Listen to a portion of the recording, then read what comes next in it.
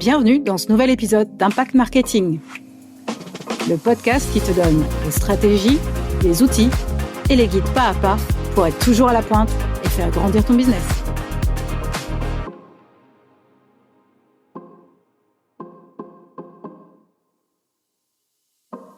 Salut! Dans cet épisode, on va parler d'un sujet crucial pour les entreprises, la fidélisation. Et plus précisément, comment fidéliser tes clients quand tu as un business en ligne. Alors, pour traiter ce sujet, j'ai invité Janet, dont c'est la spécialité. Alors, pourquoi je l'ai choisie, elle, précisément? Tout simplement parce que j'adore sa façon de penser en dehors des sentiers battus. Salut Janet, comment ça va? Coucou Manu, je vais très bien et toi? Bah écoute, ça va, bienvenue sur Impact Marketing. Merci pour l'invitation, je suis super contente d'être là. Eh ben écoute, je te laisse te présenter et nous expliquer qu'est-ce qui t'a amené à te spécialiser dans cette thématique de l'expérience client, la fidélisation, tout ça. Ça marche. Alors moi, c'est Janet, je suis consultante expérience client. Alors je conseille principalement les entreprises ainsi que les indépendants dans leurs relations clients, histoire qu'ils essayent de fluidifier l'expérience vécue par leur clientèle pour qu'elle achète plus facilement, parce que forcément, si ton client achète plus facilement, il aura aussi tendance à acheter plus et avoir une bonne expérience et surtout à rester fidèle à ton entreprise. Parce qu'il n'y aura pas eu de couac, il n'y aura pas eu de mauvaise expérience. Donc, la prochaine fois que cette personne a besoin de quelque chose ou cette entreprise, forcément, elle va se diriger vers toi, vers ton entreprise. Donc, voilà pourquoi est-ce que je me suis spécialisée dans la fidélisation client. C'est parce que l'expérience client, c'est quelque chose qui se passe avant, pendant et après l'achat. Et il se trouve que je ne sais pas pour quelle raison, la partie après l'achat, en général, elle est assez, on va dire, oubliée. Une fois que son client a acheté, ok, on lui livre son produit, par exemple, on délivre le service. Une fois que une fois que le contrat est terminé, paf, ça s'arrête là. Alors, certains essaient un peu de garder contact, envoient de temps en temps des emails, mais ça s'arrête là. Ou alors, au mieux, on retrouve des pratiques qui sont, comme j'aime bien le dire, assez standards. Mais quand tu es standard, comment tu fais pour sortir du lot et que ton client se rappelle de toi, en fait? C'est clair. Et tu dis assez souvent qu'il y a confusion entre expérience client et customer care. Est-ce que tu peux nous expliquer la différence? Alors oui, bien sûr. Ça, c'est aussi une confusion qu'il y a dans l'expérience client. Parce que l'expérience client commence à devenir un terme qui est assez tendance. Donc maintenant, même un service client est devenu expérience client. Donc la différence entre expérience client et customer care ou service client, ça va être surtout, je vais donner 3 exemples pour faire la différence. C'est qu'il y a tout d'abord la définition. Donc en anglais, customer care, care signifie prendre soin. Donc tu prends soin de ton client. Customer experience, qui est l'expérience client, ça concerne l'expérience. Et qu'est-ce que c'est qu'une expérience? Une expérience, c'est quelque chose de personnel. C'est quelque chose qui est subjectif. C'est-à-dire que, en vivant la même expérience, nous allons retirer des leçons différentes, des souvenirs différents. Donc, en fait, c'est quelque chose de vraiment très subjectif. Donc, il y a vraiment de se dire, OK, c'est l'expérience de mon client, ce n'est pas mon service client. Il y a aussi le fait de se dire que qui contrôle quoi? Dans l'expérience client, c'est le client qui vit une expérience.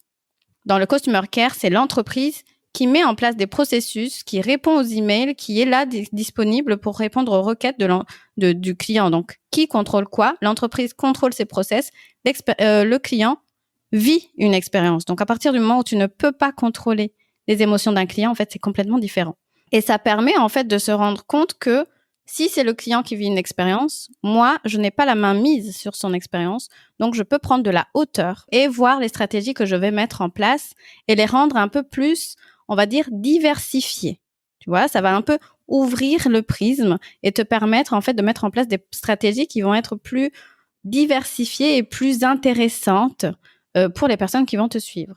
Donc, voilà, principalement, je dirais ça. J'ai encore 2 autres définitions, mais pour faire la différence. Mais principalement, c'est vraiment de se dire, l'expérience client, c'est le client qui vit une expérience. Customer care, c'est moi, en tant qu'entrepreneur ou en tant qu'entreprise, qui met en place tout ce qu'il faut pour prendre soin du client. Et alors, du coup, pourquoi est-ce que faire vivre une bonne expérience à ton client, alors que ce soit en ligne ou hors ligne, c'est tellement important pour les entreprises aujourd'hui. Comme je le disais dans l'introduction, c'est vraiment pour permettre aux clients de rester fidèles à ton entreprise. Pourquoi ? Parce que si moi, je viens par exemple faire appel à tes services et que ça se passe mal, alors déjà, je ne reviendrai plus chez toi, je ne reviendrai plus faire appel à tes services. Donc, j'ai vécu une mauvaise expérience, je vais m'en souvenir en fait. Le cerveau est fait de telle façon qu'on se souvient plus facilement des mauvaises expériences que des bonnes expériences. Et en plus, le pire dans cette histoire, c'est que si je vis une mauvaise expérience, je vais me faire une joie d'aller te faire une mauvaise pub. C'est sûr. Et pareil, on raconte plus facilement les mauvaises expériences à son entourage que les meilleures expériences.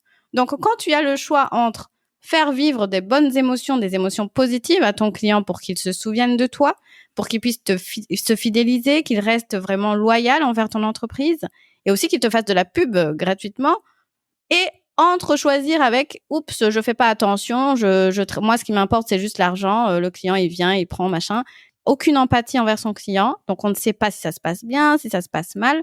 Alors forcément, à un moment donné, il y a un couac. Il faut pas s'étonner de perdre des clients et de ne pas les fidéliser, par exemple. Ah bah clairement, ouais, une bonne expérience client, ça participe, activement à la fidélisation et il faut savoir que, fidéliser, enfin garder un client qu'on a déjà, donc fidéliser un client, ça coûte, 7 fois moins cher qu'en trouver un nouveau donc ouais, on a tout intérêt à faire attention à l'expérience qu'on fait vivre à nos clients, quoi. Effectivement, et tu sais, comme tu viens de le dire, ça coûte moins cher. Donc parfois, quand on n'a pas les ressources ou qu'on veut même faire de l'optimisation de coûts, tout simplement, au lieu de passer son temps à courir derrière les nouveaux clients, c'est juste de se poser, se dire, OK, j'ai la chance d'avoir autant de clientèle. Qu'est-ce que je pourrais bien faire pour réactiver cette masse ou cette mine d'or, comme je l'appelle de temps en temps, pour Ouais, justement générer des nouveaux revenus dans l'entreprise? ouais, c'est vraiment une mine d'or et alors toi, tu as l'habitude de dire, tu dis souvent, tu dis un peu partout sur ton site internet, tout ça, que l'empathie, c'est ton super pouvoir. Alors comment est-ce que l'empathie, elle joue un rôle dans ton approche? Alors, c'est bien simple. Mon entreprise s'appelle Regard Client. Donc, tout ce que je fais, tous les conseils que je donne, quand je fais des audits du type client mystère, par exemple, tout est fait à partir du regard du client. Alors, tu vas me demander pourquoi. Tout simplement parce qu'en fait, quand on est dans son entreprise, quand on est entrepreneur, on est tellement la tête dans le guidon, en train de voir ce qui se passe du point de vue du business, qu'il est très rare les moments où on prend du recul réellement et qu'on se met à la place de son client. Donc, en fait, Regard Client a l'ambition de t'aider à te mettre à la place de ton client pour voir les choses que tu ne vois pas. Et en fait, les choses que tu vois pas, c'est il y a des opportunités partout. Il y a par exemple souvent des forces qu'on ne met pas assez en évidence. Il y a des faiblesses, des points de friction qui empêchent par exemple les prospects de passer à l'action, des choses qu'on ne voit pas, et aussi le potentiel. Moi, ce qui me tue aussi souvent, c'est le potentiel. On ne voit plus son potentiel parce qu'on est tellement dedans en fait qu'on ne sait plus ce qui plaît ou ce qui plaît pas au client. C'est pour ça que mon empathie me permet de joindre, on va dire, la satisfaction du client. Donc, je me mets dans la peau du client pour voir qu'est-ce qu'il voit lui. Mais j'ai aussi, grâce à un background en gestion, la capacité de voir ce qui se passe du côté de l'entreprise et de faire le lien entre les deux. Et pour moi, c'est en construisant une relation comme ça, win-win, une relation client win-win, comme je l'appelle, qu'en fait, du coup, l'entreprise peut être pérenne sur le long terme et avoir des clients satisfaits sur le long terme. Ouais et un autre truc, j'aimerais qu'on parle ensemble, qui est un peu lié à cette histoire d'empathie, les émotions dans la vente. Alors, comment est-ce que les émotions, elles influencent les décisions d'achat des clients? Et est-ce qu'il y a une différence entre B2C et B2B? Alors, déjà, je vais répondre à la dernière question. Il n'y a pas de différence dans la mesure où, même dans B2B, il y a des personnes derrière qui décident. Donc, c'est jamais l'entreprise comme entité qui va prendre la décision d'acheter ou d'engager quelqu'un. Il y a toujours un être humain.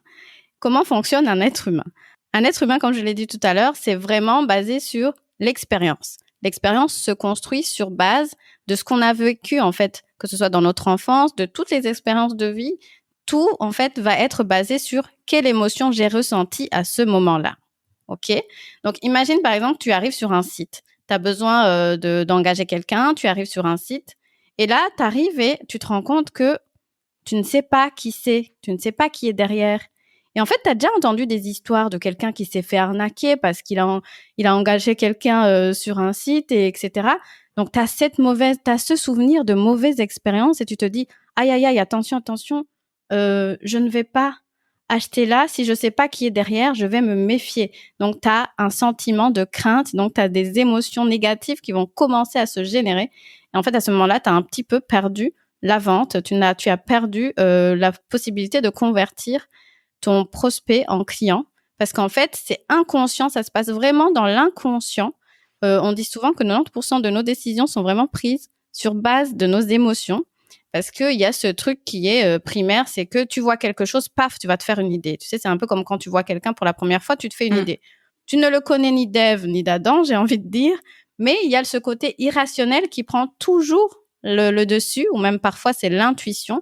C'est quelque chose qu'on ne peut pas quantifier et qui est vraiment basé sur l'expérience personnelle. Donc à partir du moment où nous sommes tous des êtres humains, que nous fonctionnons comme ça, que sur base de nos émotions, nous allons être déclenchés. Donc, j'appelle ça vraiment être déclenché. Ensuite, seulement, il y a le côté rationnel qui va venir un peu rationaliser, essayer de modérer, etc. Mais parfois, le côté rationnel peut faire ce qu'il veut. Vu que 90% de nos décisions sont émotionnelles, ben voilà, il gagne pas souvent le rationnel. Et d'ailleurs, s'il gagnait, mais c'est vrai. Et d'ailleurs, s'il gagnait souvent, on n'achèterait pas des choses qui sont chères alors qu'on a la possibilité d'avoir la même chose moins chère. Tu vois ce que je veux dire?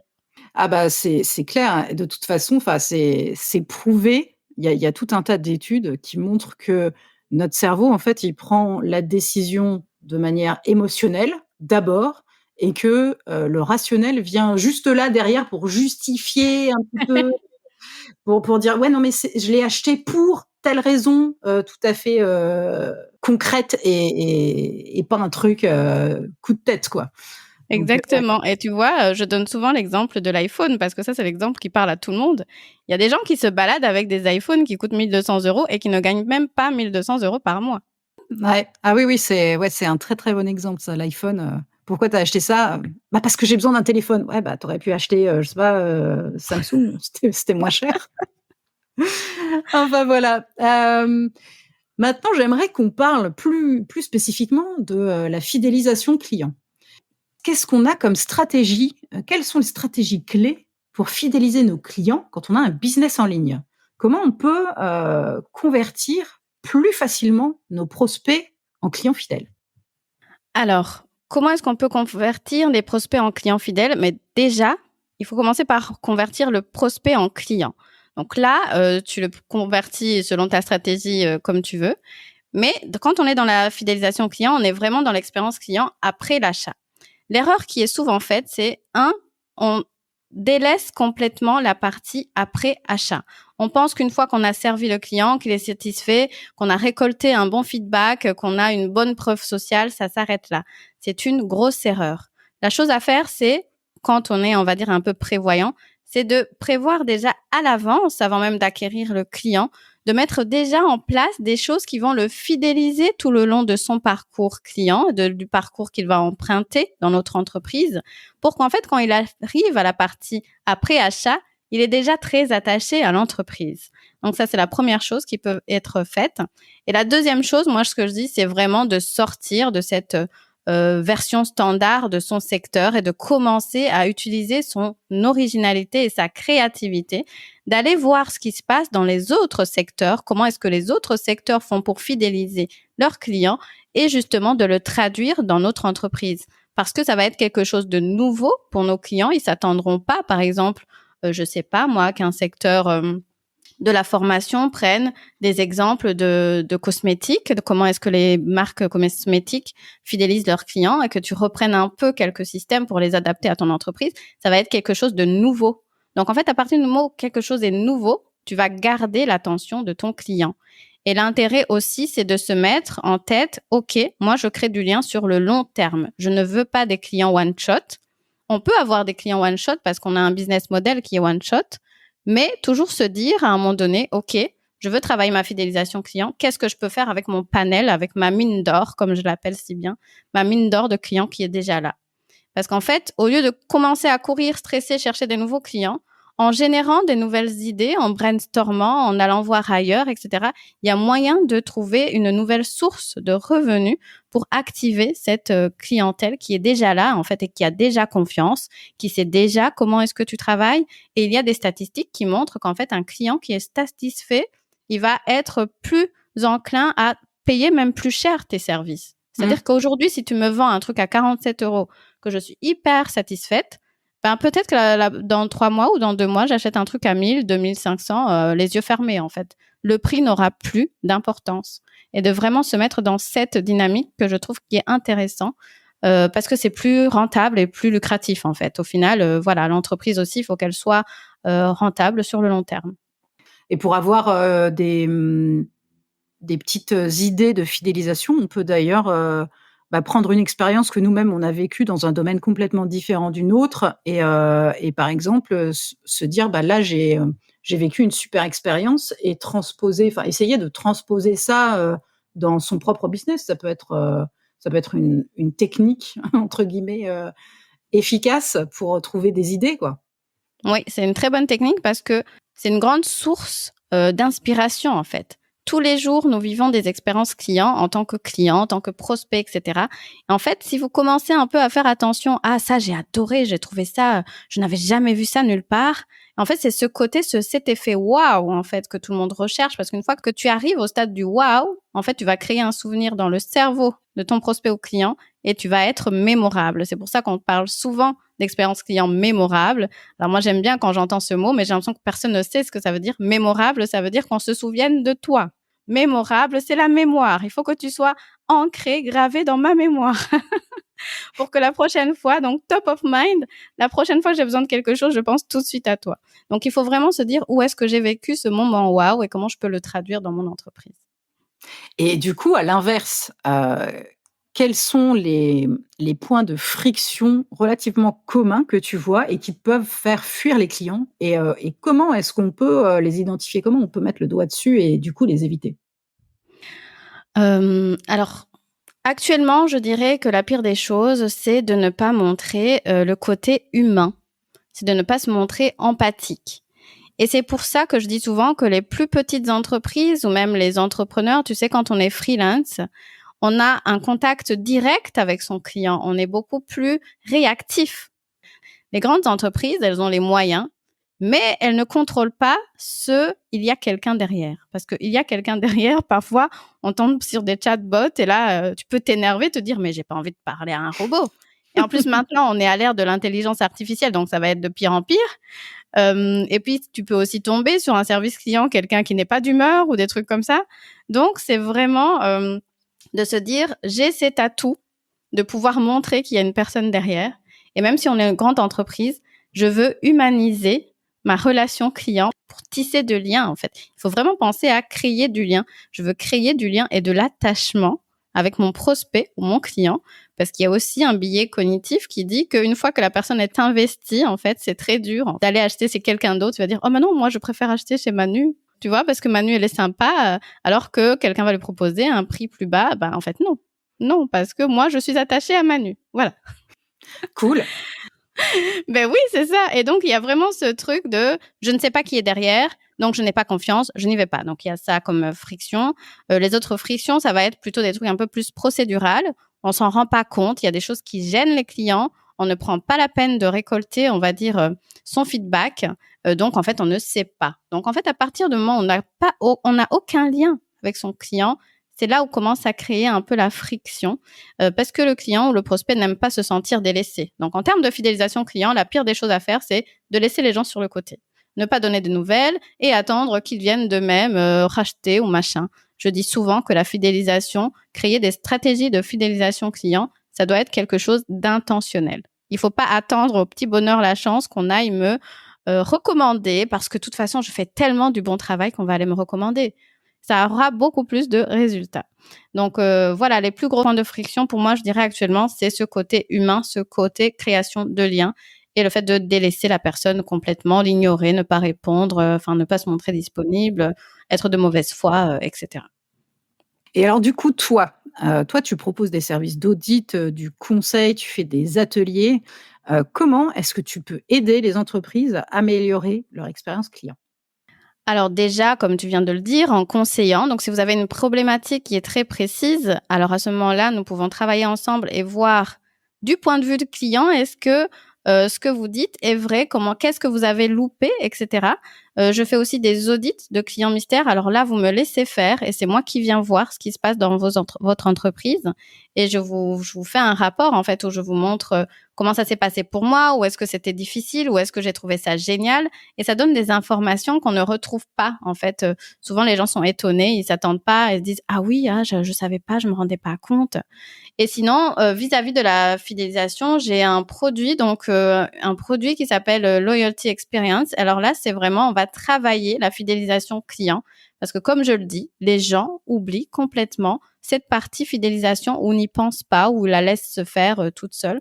Donc moi, j'ai un atelier qui est un parcours personnalisé par rapport à l'entreprise et on va venir travailler en fait l'air de rien tout le parcours du client au travers de la fidélisation. Et en général, ça donne vraiment des gros résultats. Ça donne souvent des nouveaux moyens de générer des revenus dans son entreprise auxquels on n'avait pas pensé. On travaille la fidélisation de clients et tu finis par j'ai des idées dans ma création de contenu, dans comment je vais faire, etc., comment je vais accueillir mes clients, comment je vais faire mes nouveaux services, etc. Parce qu'en fait, pour fidéliser, tu dois penser au client et qu'est-ce qui lui ferait plaisir. Ouais, ça débloque en fait sur tout le parcours de ton client, depuis le moment où il te découvre jusqu'au moment où il rachète chez toi en fait, où il devient ton ambassadeur de marque, quoi. Exactement. Donc, c'est pour ça que la fidélisation client est vraiment un de mes points préférés. Et j'en parle souvent. J'ai des épisodes sur mon podcast qui parlent de ça, de la fidélisation client. Et ici, je viens d'en faire un qui donne une nouvelle façon de fidéliser son client complètement inattendue en utilisant, par exemple, les langages d'amour de Gary Chapman, au cas où quelqu'un écoute et connaît Gary Chapman. Mais oui, je l'ai écouté, il est vachement bien. Bah, d'ailleurs, ça me fait une transition parce que je voulais justement parler avec toi de ton podcast. Tu animes un podcast qui s'appelle Regard Client, le podcast. Est-ce que tu peux, nous en dire plus sur les thématiques que tu abordes? Comment ça se passe? Est-ce que tu as des invités? Tout ça, tout ça. Vas-y, raconte-nous tout. Alors oui, j'ai créé Regard Client, le podcast, pour justement encourager les gens à se montrer empathiques. Donc, encourager les entreprises à se montrer empathiques envers le client. Parce que du coup, au fur et à mesure des épisodes, je montre ce qui se passe du côté client, ce qui se passe du côté business. Je dis, par exemple, OK, vous avez eu un client en colère. Donc, c'est pas bien pour vous, vous êtes frustré, etc. Il va vous faire de la mauvaise pub. Et moi, je dis, stop, stop, stop, stop, stop. En fait, le client en colère, il a quelque chose à vous dire. Prenez le temps de l'écouter. Et c'est comme ça qu'on transforme une émotion négative du client en opportunité. Donc, en fait, pour moi, ça me permet d'éduquer sur l'expérience client, la relation client, le vécu du client, parce que j'ai des épisodes aussi où les clients viennent témoigner de leur expérience et disent ce qu'ils aiment, ce qu'ils n'aiment pas. J'ai des invités qui viennent avec un regard assez pointu pour vraiment nous montrer à quel point créer du lien avec son client, être empathique, ça fait des effets positifs sur son entreprise. Allez écouter le podcast de Janet. Je mettrai évidemment le lien dans les notes de l'épisode. Et pour terminer, quel conseil tu pourrais donner à une entreprise qui veut commencer à travailler sur son expérience client en ligne, mais qui sait pas du tout par où commencer? À part t'appeler, je veux dire. Appeler Janet. Mais oui, c'est vrai, appelez-moi. Voilà, appeler Janet. Par où commencer? Tout simplement en prenant contact avec son client. Ou si vous n'avez pas encore de clients, ou si vous n'avez pas l'occasion de rentrer en contact avec vos clients, rentrez en contact avec vos prospects. Demandez-leur comment ça se passe pour eux. Et si vous n'avez pas de retour, je fais des audits mystères en tant que cliente mystère. Je me ferai une joie de faire une mission pour vous. Super. Et du coup, où est-ce qu'on te trouve? Où est-ce qu'on te suit? Où est-ce qu'on te contacte si on veut travailler avec toi? Mon entreprise s'appelle Regard Client. J'ai un site web, regardclient.com. Le podcast Regard Client, le podcast qui est disponible partout. Il suffit de taper sur Google Regard Client, le podcast. Sinon, vous pouvez me trouver sur LinkedIn ou sur Instagram, selon votre plateforme préférée. Super. Bah, de toute façon, encore une fois, je mettrai tous les liens pour qu'on te retrouve facilement dans les notes de l'épisode. Bah, écoute, merci beaucoup pour tous tes conseils. Et puis, bah, on se retrouve dans le prochain épisode. Ciao! Ciao, ciao, merci.